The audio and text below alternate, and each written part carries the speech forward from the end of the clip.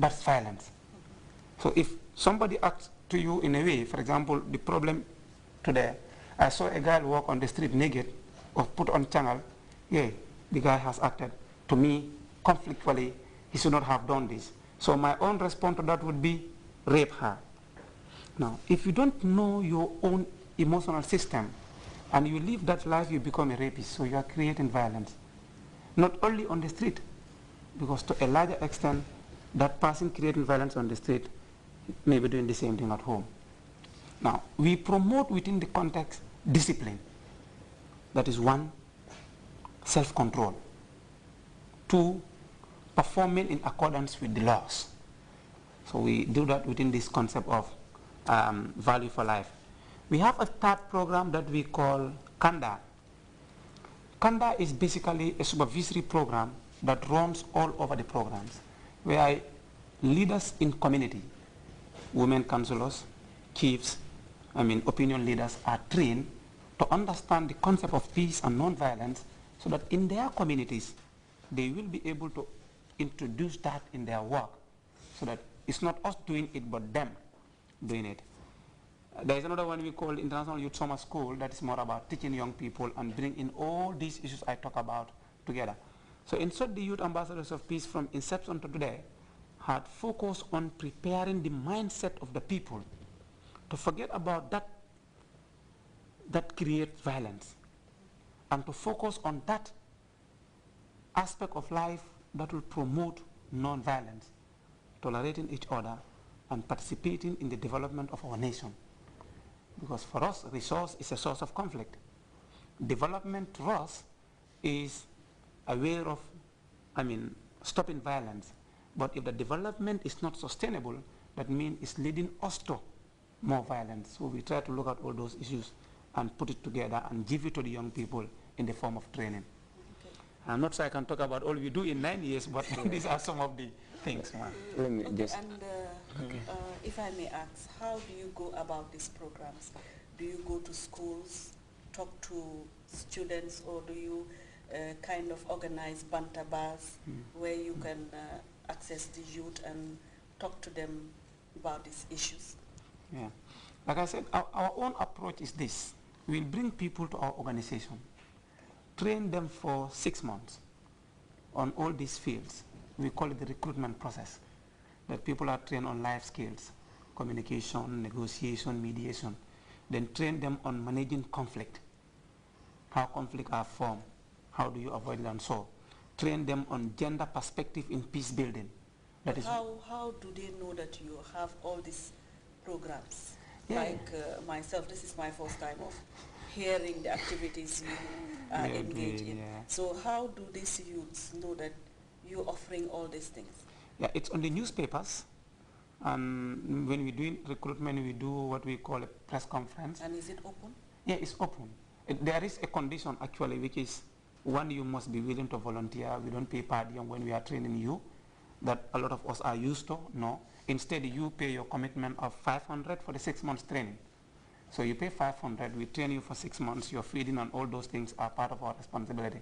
But when we train you until we are okay, then we give you a certificate in a graduation form where we bring people, and then you take a bond with us that you have changed from today. Because we believe in the concept that the changes we want to see in this world start with ourselves. It is me who should change. The world is not changing anyway. It's the people in the world that are changing. So unless we the people are reformed, our nations cannot be reformed. And the reformation starts with the young people. So we bring together, we are not producing new young people, instead we are reforming existing youths of the Gambia and beyond. And then when we do that, we send you back to your society. And then you go ahead with programs, you involve in mediation, and we give you a technical backstop. We also do what we call counseling. We monitor people's progress. Like when she joined, she was at grade 12. We have her papers.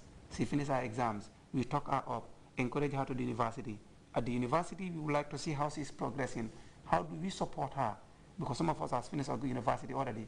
Some are already into professional field. You finish work, how do we help you get into a job? Help you to be that person. So you can also help others within your setup within your organization, within your workplace. That is our approach. And that's why we cannot claim achieving this. We can claim helping people achieve that. Yeah. Okay, when we come to gender and peace building. Peace building. So can you tell us the role of women in peace building? Yeah, thank you, Edna. See, when we talk about gender, most of the time the first thing that comes to our mind is women. Yeah. So that's why when we talk about gender in society, men will tend to turn a deaf ear. This women issue.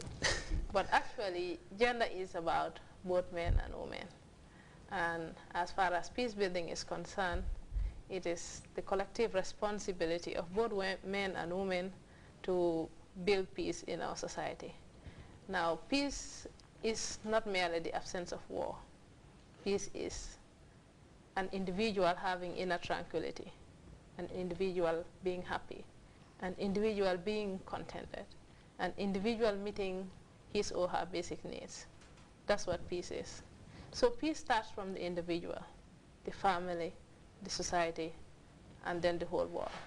So when we talk about gender in peace building, we mean the role of both men and women in maintaining that peace in our homes, in our communities, and in our society at large.